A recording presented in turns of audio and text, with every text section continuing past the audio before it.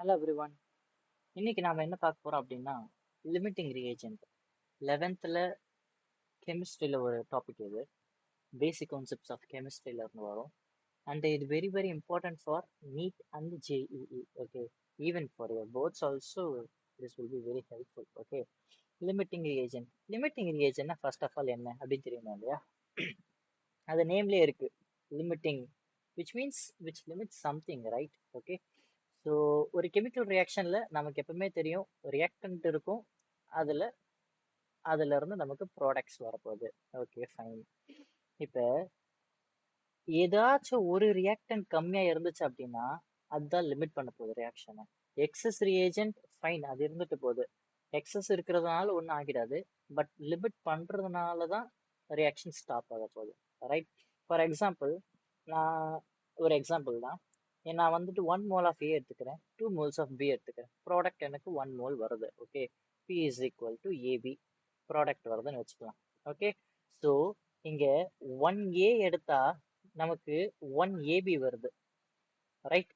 அதே மாதிரி 1B எடுத்தாலும் நமக்கு 1AB தான் வரப்போகுது எக்ஸாம்பிளுக்கு. இப்ப ரிமைனிங் 1B என்ன இருக்கு? எக்ஸஸா இருக்கு. அப்போ எக்ஸஸ் வச்சு ரியாக்ஷன் ஸ்டாப் ஆகல, லிமிட் பண்றதை வச்சு தான் ரியாக்ஷன் ஸ்டாப் ஆகுது. அதான் லிமிட்டிங் ரியேஜென்ட். ஓகே, அதுல இங்க பாருங்க டெஃபினேஷன் இருக்கு. The limiting reagent is the substance that is completely consumed first in a chemical reaction, thereby determining the maximum amount of product that can be formed. Once it is used up, the reaction stops regardless how much of the other reactant remains. இதுதான் நம்ம சொன்னது. Okay, and limiting reagent ஒன்று சொன்னோம்னா அதுக்கு excess ரியேஜென்ட்மே ஒன்று இருக்கு. Excess என்ன அப்படின்னா ரிமைனிங் இருக்கு இல்லையா, ரியாக்ஷன் முடிஞ்சு யூஸ் ஆகாம இருக்கிறது, அதுதான் எக்ஸஸ் ரியேஜென்ட் அப்படின்னு சொல்ல போறோம். ஓகே, இந்த லிமிட்டிங் ரியேஜென்ட் இதை கண்டுபிடிக்கிறதே ஒரு ப்ராப்ளமா கேட்பாங்க. அது எப்படி கண்டுபிடிக்கலாம் அப்படின்னா, ஸ்டாய்ச்சியோமெட்ரி எல்லாரும் படிச்சிருப்பீங்க. ஸ்டாய்ச்சியோமெட்ரி எப்படி படிச்சிருப்பீங்க? Number of moles of A divided by அதோட coefficient is equal to number of moles of B divided by அதோட கோஎஃபிஷியன்ட். இது மாதிரி number of moles of N component divided by அதோட கோஎஃபிஷியன்ட் என் ஏ சம்திங் வச்சுக்கோ, right? இங்கேயும் அதே தான் கண்டுபிடிக்க போறோம். ஃபர்ஸ்ட் என்ன பண்ணணும், அதோட ஸ்டெப்ஸ்க்கு ஒரு ஈக்குவேஷன் எழுதுனீங்க அப்படின்னா அந்த ஈக்குவேஷனை பேலன்ஸ் பண்ணாம எதுவுமே பண்ணக்கூடாது. ஃபர்ஸ்ட் ஆஃப் ஆல் ஒரு ஈக்குவேஷன் நீங்க பாக்குறீங்கனாலே பேலன்ஸ் பண்ணிடணும். ஓகே, செகண்ட் என்ன பண்ணணும், convert the given masses or volumes of all reactant into moles. number of moles convert பண்ணிடணும். பிகாஸ் நீங்க எல்லாமே கன்வெர்ட் பண்ண போறது நம்பர் ஆஃப் மோல்ஸ் தான். அந்த நம்பர் ஆஃப் மோல்ஸை வச்சு தான் இந்த ஸ்மால் என் என்ன formula, given mass by molar mass. இந்த ஸ்மால் எண்ணை வச்சு தான் கோஎஃபிஷியன்ட் யூஸ் பண்ணி நம்ம அது லிமிட்டிங் ரியேஜென்ட்டா இல்லையா அப்படின்னு கண்டுபிடிக்கலாம். Divide the moles of each reactant by its stoichiometric coefficient from the balanced equation. The reactant with the smallest quotient is the limiting reagent சொல்லியிருக்காங்க. நம்ம இதை மாதிரி மேலே போட்டோம் இல்லையா கோஎஃபிஷியன்ஸ், இதை மாதிரி போட்டுட்டு நமக்கு எந்த வேல்யூ சின்னதா இருக்கோ ஸ்மாலரா இருக்கோ அதுதான் லிமிட்டிங் ரியேஜென்ட், அதுதான் ரியாக்ஷனை ஸ்டாப் பண்ண போகுது அப்படின்னு சொல்ல போறோம். Use the moles of limiting reagent to calculate. இது நார்மல், எவ்வளவு மீதி இருக்குன்றத நம்ம மோல்ஸ் பை மாஸ் அப்படின்னு போட்டா வந்துட போகுது. ஓகே, இதுதான் ஜென்ரல் ஃபார்முலா. இந்த ஜென்ரல் ஃபார்முலா பார்க்கறதுக்கு முன்னால் நம்ம ஒரு எக்ஸாம்பிள் பார்த்துடலாம், அப்போ உங்களுக்கு மேபி இன்னும் நல்லா புரியலாம். here we have example. Okay, ஒரு ரியாக்ஷன் இருக்கு, N2 plus 3H2 gives 2 ammonia. இது நம்ம எல்லாருக்குமே தெரிஞ்சது தான். given என்ன கொடுத்துருக்காங்க, 28 கிராம் ஆஃப் நைட்ரஜன் மாலிக்யூல் இருக்கு, 6 கிராம் ஆஃப் ஹைட்ரஜன் மாலிக்யூல் இருக்கு. எது லிமிட்டிங் ரியேஜென்ட்? எதோட மோல்ஸ் கம்மியா இருக்கோ அதான் லிமிட்டிங் ரியேஜென்ட். அதை வச்சுதான் ரியாக்ஷன் ஸ்டாப் ஆகிடும் அப்படின்னு சொல்ல போறோம். ஃபர்ஸ்ட் என்ன எழுதணும், இதுக்கு நமக்கு அந்த ஸ்டாய்ச்சியோமெட்ரிக் கோஎஃபிஷியன்ட்ஸ்லாம் எழுதிடணும். அப்ப number of moles of N2 divided by அதோட கோஎஃபிஷியன்ட் நம்ம ஏன்னு வச்சுக்கலாம் is equal to number of moles of H2 அதோட coefficient B is equal to product number of moles of NH3 ammonia divided by அதோட coefficient. Okay fine. இப்போ என்ன பண்ணலாம், நைட்ரஜனுக்கு moles கொடுத்துட்டாங்க, என்னது சாரி மோல்ஸ் கொடுக்கல, கிராம் தான் கொடுத்துருக்காங்க. நாம ஃபர்ஸ்ட் மோல்ஸ் கண்டுபிடிக்கணும். மோல்ஸ் எப்படி கண்டுபிடிப்பீங்க, நைட்ரஜனுக்கு மோல்ஸ் கண்டுபிடிக்கலாம். என்ன formula, given mass by molar mass. Given mass எல்லாம் கொடுத்துருக்காங்க 28 கிராம். 28 டிவைடட் பை அதோட மோலார் மாஸ் என்னது? N2 ஸ்பீசிஸ் இல்லையா? அப்போ 14 இன்ட்டு 2 அதோட மாஸ் நம்ம பண்ணோம்னா அது 28ன்னு வரப்போகுது. அப்போ நைட்ரஜன் 1 மோல் இருக்கு. Okay fine. அப்புறம் என்ன இருக்கு? 6 கிராம் ஆஃப் ஹைட்ரஜன் கொடுத்துருக்காங்க. அப்போ H2 மாலிகுல்ஸ் கண்டுபிடிக்கணும். அப்போ 6 கிராம் டிவைடட் பை ஹைட்ரஜனோட மோலார் மாஸ் 2. அப்போ நமக்கு என்ன வரும்? 3 moles. Okay fine. Number of moles நம்ம கண்டுபிடிச்சிட்டோம். அப்புறம் என்ன? இந்த ஃபார்முலால யூஸ் பண்ண வேண்டியதான். அப்போ 1 mole of nitrogen divided by அதோட கோஎஃபிஷியன்ட் என்ன? எதுவுமே இல்லைன்னா 1 தானே மீனிங். அப்போ 1 is equal to number of moles of H2. H2 என்ன? 3 பார்த்தோம்.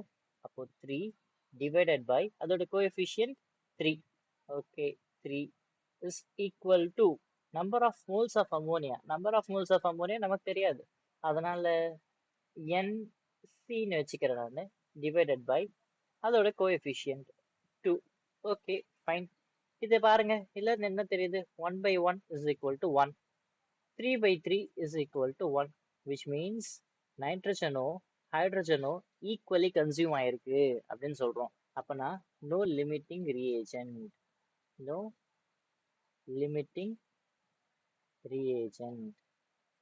அப்போ ரியாக்ஷனை ஹைட்ரஜனும் ஸ்டாப் பண்ணல, நைட்ரஜனும் ஸ்டாப் பண்ணல, ஈக்குவலி கன்சியூம் ஆயிருக்கு அப்படின்னு சொல்ல போறோம். சரி, இதை வச்சு நம்ம அமோனியா எவ்வளவு ஃபார்ம் ஆயிருக்கு அப்படின்னு சொல்லலாமா? அஃப்கோர்ஸ் சொல்லலாம். ஏதாச்சும் ஒன்று எடுத்துக்கோங்க, அதுல இருந்து அமோனியா நீங்க இந்த வேல்யூவை நீங்க சப்ஸ்டியூட் பண்ணீங்கன்னா உங்களுக்கு ஆன்சர் ஈஸியா வந்துட போகுது எவ்வளோ இருக்கு அப்படின்னு. சும்மா பார்க்கலாமா?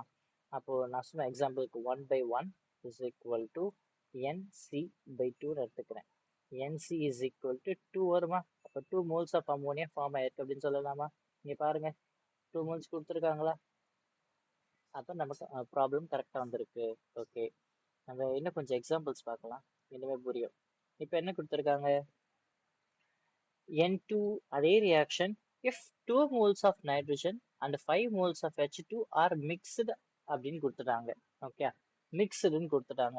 இப்போ நம்ம என்ன பண்ண போறோம் அப்படின்னா, இப்போ பாருங்க, நமக்கு 1 mole of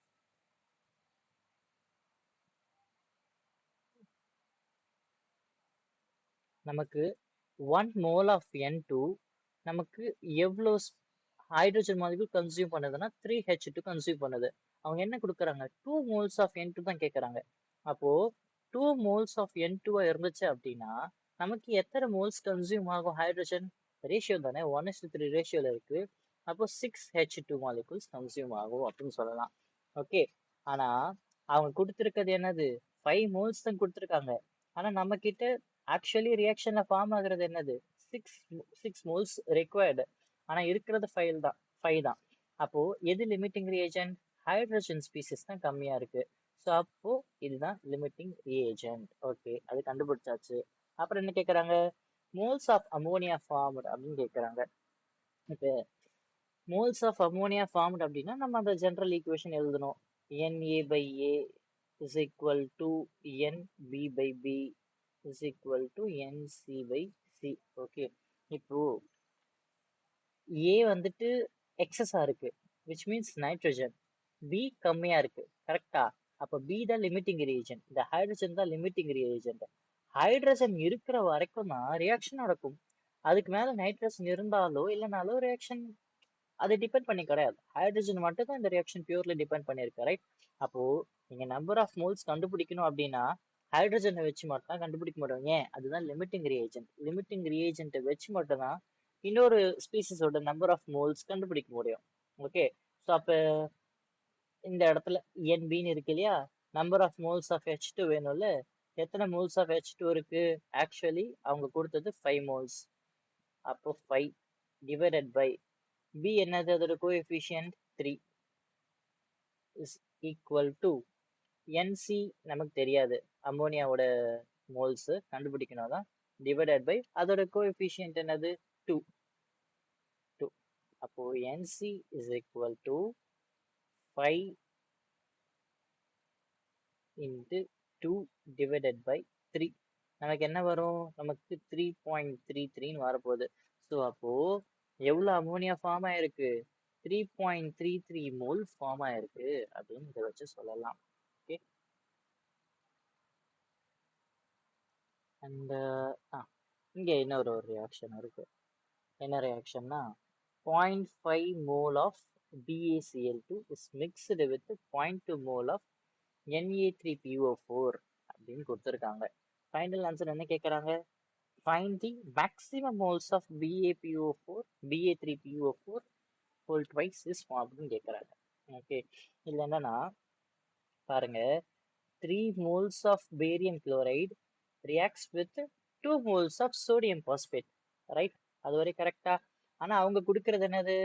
0.2 moles of sodium phosphate react ஆச்சு அப்படின்னா எவ்வளோ BaCl3 நமக்கு BaCl2 ரெக்வயர்டுன்னு கேட்குறாங்க. ஓகே, அப்போ 0.2 மோல்ஸ், ரைட்? 0.2 ரியாக்ட் ஆச்சுன்னா BaCl2 எவ்வளோ அப்படின்னு கேட்குறாங்க. நம்ம அதை நார்மல் கோஎஃபிஷியன்ட் எழுதுவோம் இல்லையா போட்டு. அப்போ NA, இது ஏன்னு வச்சிருக்கேன், இது பின்னு வச்சுக்கலாம். ஓகே, NA பை அதோட coefficient is equal to NB divided by அதோட கோஎஃபிஷியன்ட். NA என்ன இருக்கு? நமக்கு NA தான் தெரியாது, right? we have to find. அவங்க 0.5 கொடுத்துருக்காங்க, ஆனால் 0.5மே ரியாக்ட் ஆயிடுச்சா அப்படின்னு நம்ம கண்டுபிடிக்கணும் இல்லையா?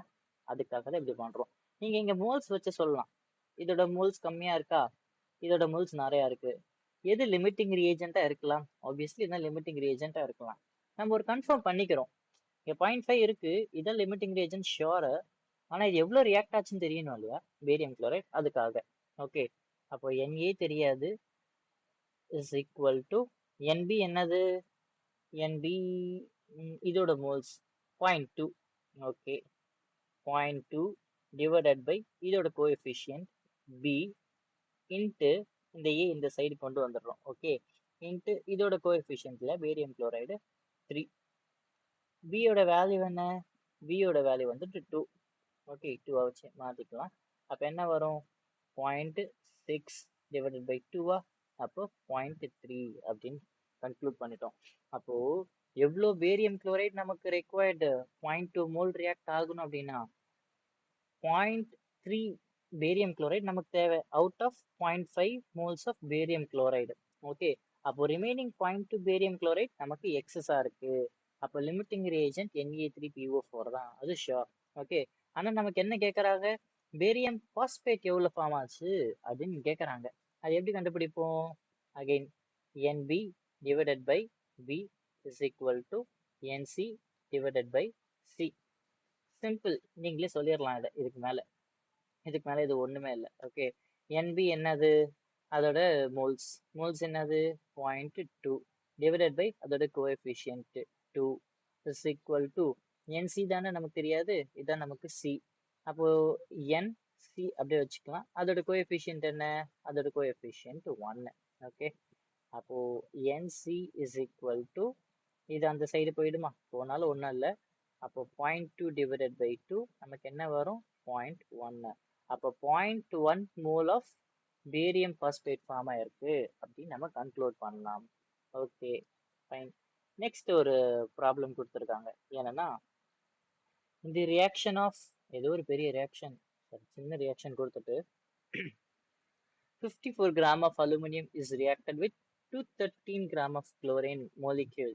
Find the limiting reagent கேட்குறாங்க. ஜஸ்ட் லிமிட்டிங் ரியேஜன் கண்டுபிடிச்சா போதும், அவ்வளோதான். ஓகே, நல்லா நோட் பண்ணிக்கோங்க, இந்த இடத்துல கிராம்ஸ் தான் கொடுத்துருக்காங்க. கிராம்ஸை வச்சு என்னைக்குமே நம்ம லிமிட்டிங் ரியேஜன் சொல்ல முடியாது. சார் அமௌண்ட் கம்மியாக இருக்கு, அப்போது இதன் லிமிட்டிங் ரியேஜென்ட்டாக இருக்கும், அதுதான் கிடையாது. நம்பர் ஆஃப் மோல்ஸ் வச்சு மட்டும் தான் சொல்ல முடியும். And even moles with stoichiometric coefficient இது தெரிஞ்சாதான் ஆக்சுவலி சொல்ல முடியும். ஓகே, ஸோ அப்போ ஃபர்ஸ்ட் என்ன கண்டுபிடிக்கணும்? Number of moles of aluminium வேணும் உங்களுக்கு. அலுமினியம் என்னது? கிவன் மாஸ் 54 டிவைடட் பை அலுமினியமோட மோலார் மாஸ் வந்து 27, ஏன்னா அட்டாமிக் நம்பர் 13 இல்லையா? அப்போ 2 மோல்ஸ் இருக்கு. Okay, fine. அப்புறம் என்ன வேணும்? Cl2க்கு வேணும். Cl2 213 கிராம் கொடுத்துருக்காங்க. ஒரு குளோரினுக்கு 35.5, 2 குளோரினுக்கு 71 கிராம் வரும்.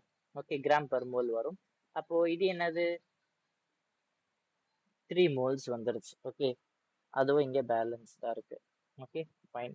அடுத்து என்ன இருக்கு, நமக்கு 2 moles ஆஃப் ஏஎல் எது கூட ரியாக்ட் ஆகுது, 3 moles ஆஃப் குளோரின் கூட ரியாக்ட் ஆனாதான் 2 moles ஆஃப் AlCl3 கிடைக்குது. ஆமா தானே? இப்போ அந்த கோஎஃபிஷியன்ட் யூஸ் பண்ணுங்க. அப்போ Na divided by A is equal to NB by B. Na என்ன இங்க, அதோட மோல்ஸ் 2, அலுமினியம் 2 டிவைடட் பை அதோட coefficient 2 is equal to NB என்ன, NB 3 moles டிவைடட் பை அதோட கோஎஃபிஷியன்ட் 3. ரெண்டுத்தையும் நீங்க சிம்பிளிஃபை பண்ணீங்க அப்படின்னா 1 தான் வரும். விச் மீன்ஸ் என்னன்னா 1:1 ரேஷியோல இருக்கு, ரெண்டுமே ஈக்குவலி கன்சியூம் ஆயிருக்கு. அப்போ லிமிட்டிங் ரியேஜென்ட் இங்க இல்லை அப்படின்னு நம்ம கன்க்ளூட் பண்ணலாம். ஓகே, ஐ ஹோப் ஸோ இது புரிஞ்சிருக்கும் அப்படின்னு. தேங்க்யூ.